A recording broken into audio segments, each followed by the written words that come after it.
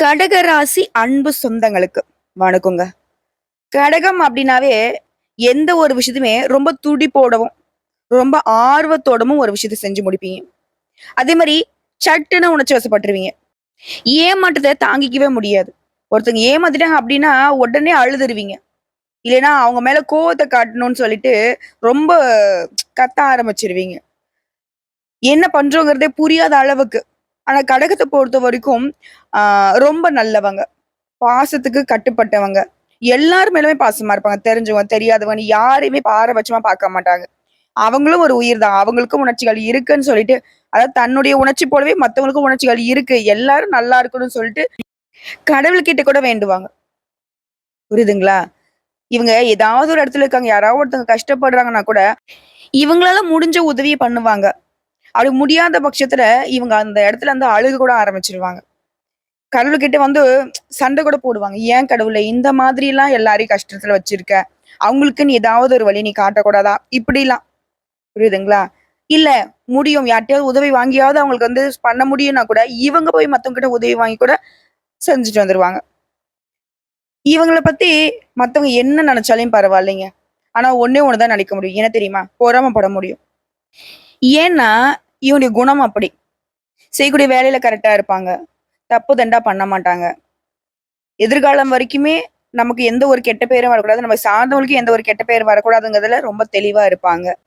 இவங்ககிட்ட நெறைய பேர் கூட சொல்லுவாங்க. ஆமா, ரொம்ப அப்படி கரெக்ட்டா இருந்து உனக்கு என்ன அப்படியே அவார்டா குடுக்க போறாங்க. அப்படி இப்படின்னு பேசினாலே, எனக்கு அவார்டு குடுக்குறாங்க, குடுக்கல. மத்தவங்க பார்க்குறாங்க, பார்க்கல. நான் இப்படிதான் இருக்க போறேன்.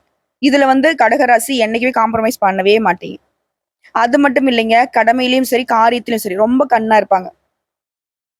இந்த சோம்பலா இருக்கிறத விரும்பவே மாட்டாங்க. பார்க்கிறவங்களுக்கு அப்படி தெரியும். இவங்க என்னப்பா ரொம்ப சோம்பேறியா இருக்காங்கன்னு. ஆனா, இவங்கள மாதிரி ஒரு சுறுசுறுப்பான ஆட்கள நீங்க பார்க்கவே முடியாது. உங்ககிட்ட அப்படி இருந்தாலும் என்ன வேலைய எப்படி செய்யணுங்கிறதுல அழகா திட்டமிட்டு செஞ்சு முடிச்சுருவாங்க. எந்த ஒரு வேலையுமே முதல்ல முடிக்கணுங்கிறது தான் இவங்களுடைய எண்ணமா இருக்கும். அதே மாரி தலைமை பண்பு இவங்களுக்கு வந்து இயற்கையிலேயே இருக்கும். கடகராசிக்காரங்க ஒரு வீட்ல இருக்காங்க அப்படின்னா வச்சுக்கோங்களேன், அந்த வீட்டுடைய பொறுப்ப மத்தவங்க குடுக்கணும்ன்ட்டுலாம் அவசியம் கிடையாது. இவங்களே எடுத்துப்பாங்க. அதாவது நான் தான் இந்த வீட்டுக்கு வந்துட்டு தலைமை. நான் அத பண்ண போறேன், இத பண்ண போறேன். நான் சொல்றது தான் கேட்கணும் அப்படி கிடையாது.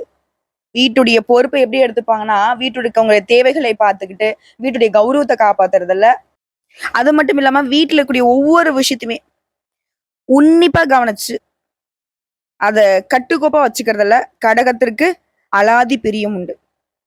தன்னுடைய தேவைகள கூட விட்டுடுவாங்க. குடும்பத்துக்கு ஒண்ணுன்னா. அதே மாரி கடகராசிக்கு அப்பா, அம்மா, கூட பொறந்தவங்கன்னா ரொம்ப இஷ்டம். எல்லார் மீதும் அதீத பாசம் கொண்டிருப்பாங்க. இவங்களுக்கு இந்த பொருளை பேசுறது, இந்த பொறாமப்படுறது, ஆ அதே மாரி மத்தவங்கள வந்து இழிவா பேசுறது, ஆ நான் அப்படி இப்படின்னு சொல்லிட்டு ஒரு மாரி தூக்கலா பேசுவாங்க பார்த்தீங்களா? அவங்களலாம் விட்டு விலகி நிப்பாங்க. இன்னும் சிம்பிளா சொன்னாக்க எளிமைய மட்டும் விரும்புவாங்க. பெரிய விஐபி இவங்க கிட்ட வந்துட்டு பேசினா கூடங்க, இவங்களுக்கு அவங்க கிட்ட பேசுறது கம்ஃபர்டபுளா இருக்காது. சாதாரணமா இருக்கிறவங்க கிட்ட தான் போய் பேசுவாங்க. பட் இவங்களே ஒரு விஐபியா இருந்தா கூட சரிங்க, வீட்ல வேலை செய்றாங்க பார்த்தீங்களா? அவங்க கிட்ட கூட தன் குடும்பத்துல ஒருத்தவங்க மாதிரி தான் நடந்துப்பாங்க. ஸோ கடகம் அப்டின்னாவே கண்ணியமான பேச்சுக்கும், பழக்கவழக்கத்துக்கும் சொந்தக்காரங்க. இந்த ராஜா ராஜான்னு சொல்லுவாங்க இல்லையா? அந்த ராஜ கலை வந்துட்டு கடகத்துக்கிட்ட மட்டும் தான் நீங்க பார்க்க முடியும். எளிமையின் சிகரம்னு இவங்கள சொல்லி முடிக்கலாங்க. இப்படிப்பட்ட குணாதிசயங்கள் கொண்ட கடக ராசிக்கு தலைப்பு பார்த்திருப்பீங்க. 50 ஆண்டுகளுக்கு பிறகு உங்களுடைய கதவை தட்டக்கூடிய இந்த கஜகேசரி யோகத்தினால கடகம் உங்க சொந்த பந்தங்கள்லாம் புரளி பேச போறாங்க. ஆல்ரெடி கடகத்த வந்து பாத்தீங்கன்னாக்க, நான் முன்னாடி சொன்னதுதான். எப்படிதான் இவன் மட்டும் நல்லா இருக்காளோ? இவன் மட்டும் இப்படி நல்லா இருக்கானோ தெரியல. எதுவுமே இல்லாத மாரி இருக்கான். கடைசியில பார்த்தா எப்படிதான் அப்படி இங்கேயும் சும்மா இருக்கிற மாரி இருக்காங்க. கடைசியில அ எல்லாமே செஞ்சுட்டு மொத்த பேரும் அவங்களுக்கு தான் போகுது. இப்படிலாம் பேசுவாங்க இல்லையா? அது இன்னும் கொஞ்சம் தூக்கலா பேசுவாங்க. என்னப்பா இவ்ளோ காசு பணம் வச்சிருக்காங்க. இங்க வீடு வாங்கியிருக்காங்க. இங்க சொத்து வாங்கியிருக்காங்க. அவங்க குடும்பமே பாரேன், எவ்ளோ நல்லா இருக்காங்க. குடும்பத்துல இருக்கவங்க எல்லாருக்குமே எல்லாமே இந்த பொண்ணு செஞ்சிருக்குப்பா. குடும்பத்துல இருக்க எல்லாருக்குமே இந்த பையன் செஞ்சிருக்குப்பா. பாரேன் வெளிநாட்டுக்குலாம் போறாங்க. இப்படி மத்தவங்க புரளை பேச போறாங்க. சொந்த பந்தங்கள்லாம் அப்படியே வயித்தெரிச்சல்ல உட்கார்ந்திருக்க போறாங்க. இந்த அளவுக்கு நீங்க நல்லா இருக்க போறீங்க. புரியுதுங்களா? இனி உங்கள பத்தி நீங்க பேச வேணாங்க. ஊரே பேசும். நல்லா இருக்கீங்க அப்படிங்கிற வகையில எப்படி வேணா பேசும். இந்த செலிபிரிட்டீஸ்லாம் வந்து பாத்தீங்கன்னா, மத்தவங்கள சமாளிக்கணும் இல்லையா? அந்த வகையில கடக ரசிகர்ங்க மாறிக்கோங்க. ஏன்னா மத்தவங்களுக்கெல்லாம் நீங்க ஒரு சிம்ம சொப்பனமா வலம் வரப்போறீங்க. சிங்கம் ஒன்று கூறப்பட்டதே, அதுக்கு நல்ல காலம் பொறந்துருச்சு நேரம் அப்படிங்கிற மாதிரி எல்லாமே உங்களுக்கு சாதகங்க. கடகத்த இத்தன நாளா கண்ணீரும் கம்பளையுமா பார்த்தவங்க, இனியா அப்படி அப்படி கெத்தா பார்க்க போறாங்க. சந்தோஷமா இருக்க போறீங்க. இந்த கடகத்துக்கு இன்னொரு விஷயம் இருக்குங்க. ஒருத்தங்க வந்து பார்க்குறாங்க அப்படின்னா, சிம்பிளா இருப்பாங்க. ஒருத்தங்க வந்து ரொம்ப கவனிச்சுக்கிட்டே இருக்காங்க அப்படின்னாக்க, கொஞ்சம் அவங்கள வெறுப்பேத்துற மாரி, வேற மாரி ஸ்டைல் பண்ணிடுவாங்க. ரொம்ப சாதாரணமா ட்ரெஸ் பண்ணுவாங்க. ஆனா மத்தவங்களுடைய கண் அப்படியே கவர்ற மாரி தான் இருக்கும். கண் அழகர்கள் இவங்க. ஆண்களாகட்டும், பெண்களாகட்டும் கண்ணுலயே அப்படியே வந்து மத்தவங்கள சொக்கி எடுத்துருவாங்க. ஆப்போசிட்ல இருக்கிறவங்க மறுவார்த்தை பேசக்கூடாது. இவங்களுடைய பாடி லாங்குவேஜ் தான் இவங்களுக்கு வந்து பிளஸ்ஸே. அப்படியே மனசளவுல பழகிட்டாங்க அப்படின்னா, கடகத்த விட்டு பிரியறதுக்கு யாருக்குமே மனசு வராது. ஏங்க வைக்கிறதுல கடகம் வந்து வெற்றியாளர்கள் தான். ஆனா யாரையுமே தப்பான கண்ணோட்டத்துல இவங்க வந்து இது பண்ண மாட்டாங்க. பாசத்துல, பழக்கவழக்கத்துல. இவங்களுடைய பாசம் வந்து நிரந்தரமா வேணும்னு நினைப்பாங்க. ஆனா கடகம் என்ன பண்ணுவாங்கனாக்க, யார்கிட்டயுமே வந்து பாத்தீங்கன்னாக்க, ஒரே மாதிரி தான் இருப்பாங்க. யாரையும் சொந்தம் கொண்டாடவும் மாட்டாங்க. யாரையும் வெறுத்து ஒதுக்கவும் மாட்டாங்க. இதனால தான் கடகம் இப்ப வரைக்கும் வந்து பாத்தீங்கன்னா, எல்லாருக்கும் புடிச்சவங்களாவும் இருக்கு. எல்லாரும் பொறாமப்படக்கூடிய வகையிலுமே பயணம் பண்ணிக்கிட்டு இருக்கீங்க. சரிம்மா, தலைப்பு சொன்னேன். இந்த கஜகேசரி யோகம்னா என்ன? ஃபர்ஸ்ட் அத சொல்லு. அது உண்மைதான். உன் சொந்தக்காரங்கனாக்கா, நான் ரூ. 1 இல்லன்னா கூட என்கிட்ட ரூ. 1,00,00,000 இருக்குன்னு தான் சொல்லிக்கிட்டு இருக்காங்க. நான் உண்மைய சொன்னாலே நம்ப போறதில்ல. இப்போ நான் சொல்றேங்க, நீங்க 1,00,00,000 இல்ல. பல கோடிக்கு அதிபதியா மாறதுக்கான யோகம் கூட உங்கள தேடி வந்திருக்கு. 1 யோகம், 2 யோகம் இல்ல. யானை மீது சிங்கம் உட்கார்ந்த யோகம். யானை பலமான விலங்கு. சிங்கம் அத விட காட்டுக்கு ராஜா. சோ யானை மீது சிங்கம் உட்கார்ந்து நகர்வலம் வந்தா எப்படி இருக்கும்? கடகராசிக்காரங்க அப்படிதான் இருக்க போறீங்க. ஆண்டியும் அரசனாகக்கூடிய யோகம். இந்த யோகத்த நாங்க ஜோதிடத்துல என்ன சொல்லுவோம் தெரியுங்களா? மிகப்பெரிய யோக பலன்களை அள்ளி கொடுக்கக்கூடியது. அதாவது வியாழனும் சந்திரனும் இணையறது கஜகேசரி யோகம். அதாவது குரு பகவானும் சந்திர பகவானும் இணைவதனால இந்த யோகம் உருவாகுது. இந்த யோகம்ங்கிறது எப்படின்னா, ஒரு மனுஷனுக்கு ஜாக்பாட் அடிச்சுச்சுன்னா, குப்பமேட்ல இருக்கிறவங்களும் திடீர்னு பார்த்தா கோபுர உயரத்துல ஏறி அமர்வாங்க இல்லையா? அதுதான். கஜம் அப்படின்னாக்க யானை, கேசரி அப்படின்னாக்க சிங்கம். பலம் பொருந்திய பல யானைகள் அடங்கிய வனாந்தரத்துல சிங்கம் தனியா ராஜா மாதிரி செல்வாக்கோட இருந்தா எப்படியோ அந்த யோகம் தான் அந்த கடகம். கரெக்டா சொல்றேன் கேட்டுக்கோங்க. உங்களை சுத்தி எவ்வளவு பேர் இருந்தா சரி, அது எப்பேற்பட்ட ஆட்களா இருந்தா சரி, அவங்களுக்கெல்லாம் நீங்க ராஜாவா தனியாளா இருக்க போறீங்க. புரியுதுங்களா? காட்டுக்கே ராஜா, கடகத்திற்கு யாரா ராஜா? அப்படிங்கிற மாதிரி. இன்னொரு ஒரு பெரிய ரிக்வெஸ்ட்டுங்க. கடக ராசிக்காரங்கள கொஞ்சம் அப்படியே பொன்முருவுலோட கொஞ்சம் கெத்தா தான் இருங்களேன். ரொம்ப வந்து சாஃப்ட்டா இருக்கீங்க. அதனால பல பேர் உங்கள அப்படியே கசக்கிடணும்னு பார்த்துட்டு இருக்காங்க. உங்க உண்மை முகத்த தான் கொஞ்சம் அப்படி காட்டுங்களேன். எல்லாரும் ஒதுங்கிருவாங்க. எல்லாரும் நினைச்சிட்டு உங்கள வந்து ஈஸியா அப்படியே ஒரு ஒரு ஒரு சுருட்டு சுருட்டி பாக்கெட்ல போட்டு போயிரலான்னு. ஆனா நீங்க எப்பேர்ப்பட்ட ஆட்கள்ங்கிறது உங்களுக்கும் தெய்வத்துக்கும் மட்டும் தான் தெரியும். கொஞ்சம் பயம் காட்டவும் ஆரம்பிங்க. சோ கடக ராசிக்கு இந்த கஜகேசரி யோகத்தின் மூலம் அதிர்ஷ்டமான பலன்கள் வரக்கூடும். இது நாள் வரைக்கும் நீங்க பட்ட கஷ்டங்கள் எல்லாமே பெரிய பெரிய துன்பங்கள் கூட உங்களை விட்டு விலக போகுது. அவ்வளவுதாண்டா என் வாழ்க்கை முடிஞ்சுடா. இப்படி இருந்த உங்க வாழ்க்கை நிலை கூட இல்ல இல்ல. இப்பதான் ஸ்டார்டிங்ன்ற மாதிரி புதிய வாழ்க்கை துவங்க போகுது. ஜாக்பாட் அடிச்ச மாதிரி தாங்க திடீர்னு உங்களுக்கு அதிர்ஷ்ட மழை பொழிய போகுது. ஆனா அந்த யோகம் எங்க எப்படிங்கிறது உங்களுக்கே தெரியாது. அப்ப என்ன பண்ணும்? கடகராசிக்காரங்க வரக்கூடிய வாய்ப்பு அது எதுல வேணா வரலாம். யார் மூலம் வேணா வரலாம். அத கரெக்ட்டா பயன்படுத்த நீங்க ரெடியா இருக்கணும். தொட்டது எல்லாமே வெற்றியாக மாறக்கூடிய நேரம். அதாவது நீங்க ஒரு இடத்துல இருக்கீங்க அப்படின்னாக்கா, அந்த இடமே செழிப்பா இருக்கும். பொன்னும் பொருளும் குவியும். ஏன்னா, அந்த அளவுக்கு இந்த கஜகேசரி யோகத்தினால கடகம் செம்ம ஒரு உயர்வுக்கு போக போறீங்க. பல உயர் பதவிகளை அடையக்கூடிய வாய்ப்புகளை பெற போறீங்க. தொழிலெல்லாம் கடகராசி தொழில் பண்றீங்க, இல்ல உத்தியோகத்துல இருக்கீங்க அப்படின்னாக்கா தொழில்ல முன்னேற்றம் கிடைக்கும், பதவி உயர்வு கிடைக்கும், உத்தியோக உயர்வு கிடைக்கும். எல்லா விதங்கள்லயுமே சாதகமான பலன்கள் கிடைக்க போகுது. திரும்ப திரும்ப கடகத்துக்கிட்ட சொல்ற ஒரே விஷயம் தாங்க, யாருக்காகவும் உங்க வாய்ப்பை விட்டு கொடுக்காதீங்க. இது விட்டா நம்ம வாழ்க்கையே முடிஞ்சதுன்றத மனசுலயும் மைண்ட்லயும் ஏத்திக்கோங்க. புரியுதுங்களா? இனி நீங்க அடிக்கிறது எல்லாமே சிக்ஸர் தான். 4க்கும் வாய்ப்பு இல்ல, ரன் ஓடுறதுக்கும் நேரம் இல்ல. அடிச்சுக்கிட்டே இருங்க. சும்மா சிக்ஸர் பறந்துகிட்டே இருக்கும். மத்தவங்க எல்லாம் அந்த வாயை திறந்துகிட்டு ஆன பார்க்க தான் முடியுமே தவிர்த்து, அவங்களால உங்கள பத்தி பேசுறதுக்கு கூட நீங்க வாய்ப்பு கொடுக்க கூடாது. தட்டி தூக்குடா அப்படிங்கிற மாதிரி. ஆனா எந்த ஒரு வாய்ப்பையும் தட்டி கழிச்சிடாதீங்க. நான் முன்னாடியே சொன்னதான். அதிர்ஷ்டம் எப்ப வேணா வரும், எதுல வேணா வரும், யார் மூலியமா வேணா வரும். அப்ப கடகராசிக்காரர் கழுகு மாதிரி காத்துக்கிட்டு இருக்கணும். புரியுதுங்களா?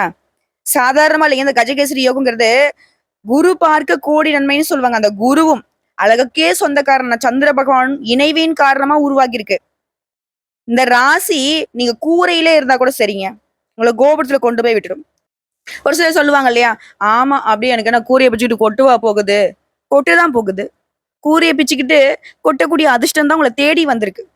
இது நாள் வரைக்கும் கஷ்ட நிலையை அனுபவிச்சுட்டு இருந்த நீங்க உங்களுடைய நிலையில ஒரு நல்ல மாற்றத்தை பார்க்க போறீங்க. வாழ்க்கைலாம் உங்களுக்கு இப்படி எல்லாம் முடிஞ்சிடாதுங்க. ஏகபோக வாழ்க்கை உங்களுக்கு காத்துக்கிட்டு இருக்கு. உங்களுடைய நீண்ட கால இயக்கங்கள் இப்ப தனிய போகுது. இந்த தாகம் தணிஞ்சிருச்சு பாருன்னு சொல்லுவாங்க இல்லையா? அந்த மாதிரி உங்களுடைய இயக்கங்கள் எல்லாமே தனிய போகுது. குதூகலமா இருக்க போறீங்க. குறிப்பிட்டு சொல்லனாக்கா இந்த யோகத்தினால கடகராசிக்காரங்க வெற்றி அடைய போறீங்க. செல்வம் செல்வாக்குன்னு எல்லாமே இந்த யோகம் உங்களுக்கு அள்ளி கொடுக்க போகுது.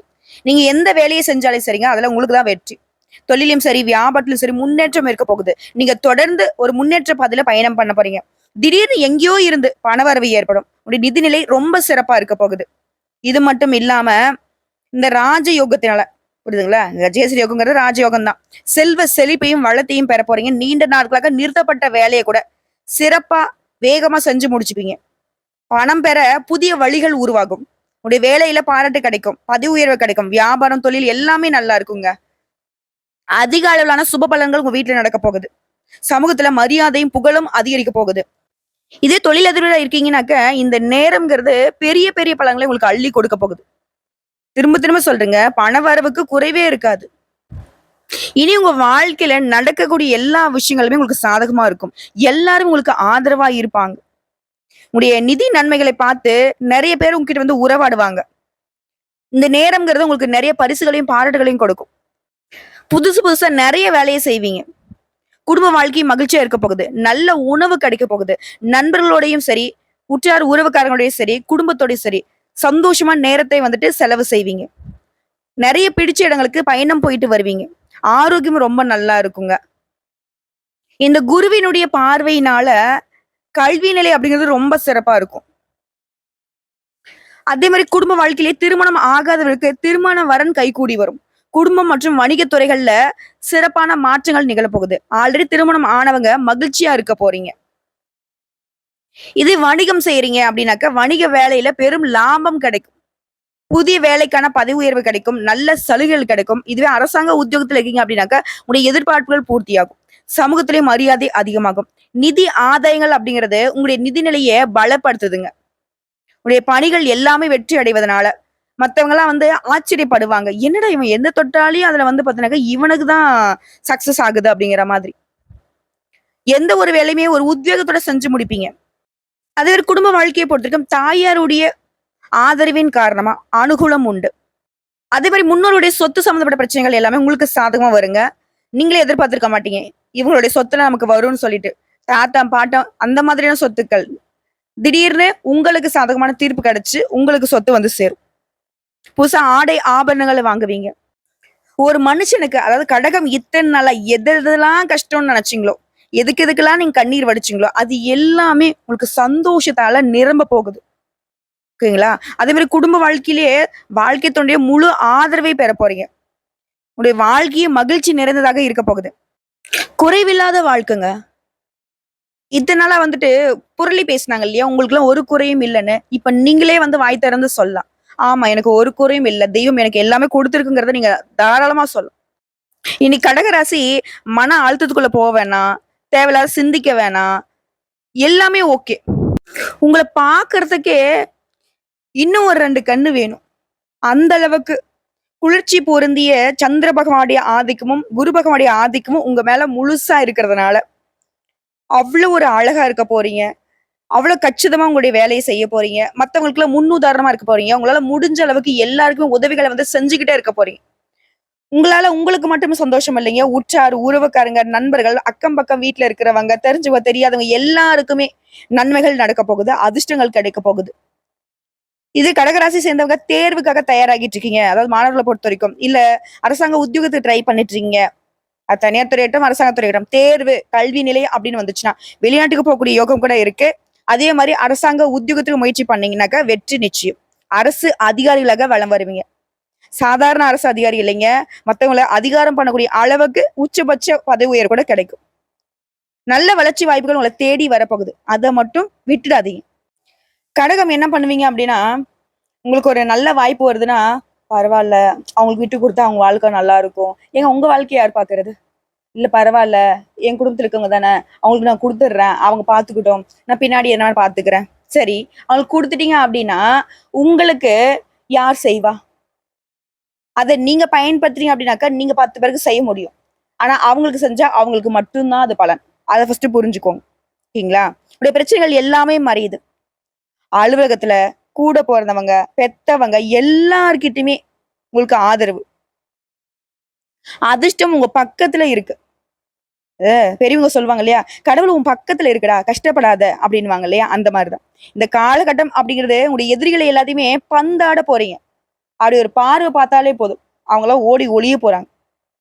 அதே மாரி இவங்கள நேருக்கு நேரா மோதி வந்து அழிக்க முடியல. திட்டம் போட்டு சூழ்ச்சி பண்ணி முறியடிச்சிடலாம்னு நெனச்சா கூட, நீங்க அவங்களுக்கே தெரியாம வேல பார்த்து வச்சிருப்பீங்க. அவங்களே கன்ஃப்யூஸ் ஆயிடுவாங்க. ஏன்னா அந்த அளவுக்கு கடகம் வந்து நெறைய விஷயங்கள அழகா செஞ்சு முடிக்க போறீங்க. எப்பவுமே நல்லதையே யோசிக்கக்கூடிய கடகத்திற்கு, இனி நீங்களே நெனச்சா கூட கெட்டது நடக்காதுங்க. வருமானத்து அடிப்படையிலும் சரி, நிதி ரீதியாவும் சரி, உங்களுடைய வங்கி இருப்பு அப்படிங்கிறது அதிகமாக போகுது. தொழில்ல வெற்றி பெற போறீங்க. கடினமா உழைப்பீங்க. ஆனா கஷ்டத்த மட்டுமே பார்த்துட்டு இருந்தீங்க. ஆனா இனி அதுக்கு வந்து இடமே கிடையாது. நீங்க சர்வசாதாரணமா ஒரு இடத்துல இருந்தா கூட, அங்க மத்தவங்களுடைய வேலைக்கும் சேர்த்து உங்களுக்கு தான் வந்து கிரெடிட்ஸ் கிடைக்கும். அதாவது உங்களுக்கு தான் பெயர் கிடைக்கும். உங்களுக்கு தான் புகழ் வரப்போகுது. வாழ்க்கையே மகிழ்ச்சியாகவும், அமைதியாகவும் இருக்க போகுது. உடல்நிலையுமே சீரா இருக்கு. மன அமைதிய பெற போறீங்க. கடகம் வந்து ஒரு விஷயத்த யோசிச்சீங்க அப்படின்னாக்கா, ரொம்ப திங்கிங் பண்ணுவீங்க. தூக்கம் இல்லாம, சோறு தண்ணி இல்லாம, ஏன் அப்படி நடந்துச்சு? எதுக்காக அப்படி நடந்துச்சு? நான் எதுவும் பண்ணல. தெய்வமே உனக்கு கண்ணு இல்லையா? இப்படி நெறைய வந்து தெய்வத்துக்கிட்டயும் இவங்களுக்கு மட்டும் தான் மனப்போராட்டம் இருந்துகிட்டே இருந்துச்சு. ஆனா மனசளவுல இல்ல, இல்ல. கனவுல கூட ஒரு சின்ன ஈயெறும்பு கூட கடுகளவு கூட துரோகம் நினைக்காதனாக்க அந்த கடகம் தான். ஆனா பல பேர் பல சூழ்ச்சியால இவங்கள கண்ணீரும் கம்பளையுமா கஷ்டப்படுத்திக்கிட்டே இருந்தீங்க. உங்களுக்கெல்லாம் ஒரு பதில் சொல்றேங்க. கடகம் இனி கஷ்டத்துல ஒரு நாளும் இருக்காது. உங்கள ஒதுக்குனவங்க, உங்கள அசிங்கப்படுத்துனவங்க, அவமானப்படுத்துனவங்களுக்கு அந்த வீடியோ பதிவ வந்து ஷேர் பண்ணி விடுங்க. உங்களுடைய இலக்குகள்ல தெளிவா இருக்க போறீங்க. புதிய நோக்கத்தை நோக்கி பயணம் பண்ண போறீங்க. நிதிநிலையில சிறப்பான வளர்ச்சி இருக்க போகுது. வீடு, மனை வாங்கி வாகன வசதிகள் பெருகி மத்தவங்கலாம் வந்து வயிறு எறியக்கூடிய அளவுக்கு உயர்வுக்கு போக போறீங்க. ஆனா அது உங்களுடைய உழைப்பால. நீங்களே எதிர்பார்க்காத வகையில ஏகபோக வாழ்க்கைக்கு உரிமையாளர்களாக கடகம் மாறப் போறீங்க. வாழ்த்துக்கள். கேட்கவே அருமையா இருக்கு. நீ சொன்ன மாதிரி வரக்கூடிய வாய்ப்ப நான் கரெக்ட்டா பயன்படுத்திக்கிறேன். இருந்தாலும் எனக்கு ஏதாவது தெய்வத்த வழிபாடு செஞ்சா இன்னும் சிறப்பா இருக்கணும்னு தோணுது. நான் யாரம்மா வழிபாடு செய்யட்டும் இந்த காலகட்டத்துல அப்டின்னா, உங்களுக்கு உதவி செஞ்சவங்களுக்கு தான் நீங்க நன்றி சொல்லணும். அதே மாரி தாங்க. குரு பகவானையும், சந்திர பகவானையும் வழிபாடு செய்வதனால இந்த கஜகேசரி யோகம்ங்கிறது இன்னும் அற்புதமான பலன்கள உங்களுக்கு நிலையா நிறுத்தி வைக்கும். குரு பகவான் வழிபாடு செய்யனாக்கா ஒவ்வொரு வியாழக்கிழமையுமே அதிகமா மஞ்சள் நிறத்த பயன்படுத்துங்க. அதே மாரி நவகிரகங்கள வீற்றக்கூடிய குரு பகவானுக்கு மஞ்சள் வஸ்திரம் சாற்றி, மஞ்சள் நிற மலர்களால அர்ச்சனை செய்து, வரக்கூடிய பக்தர்களுக்கு மஞ்சள் நிற கொண்டைக்கடலைய வந்துட்டு இவருக்கு நைவேத்தியம் வச்சுட்டு, அங்க வந்து பிரசாதமா குடுங்க. அதே மாரி மஞ்சள் கலர்ல இருக்கக்கூடிய இனிப்பு பதார்த்தங்களையுமே அவருக்கு நைவேத்தியம் வச்சுட்டு வரக்கூடிய பக்தர்களுக்கு பிரசாதமா குடுங்க. குரு பகவானுடைய முழு அனுகிரகம் கிடைக்கும்.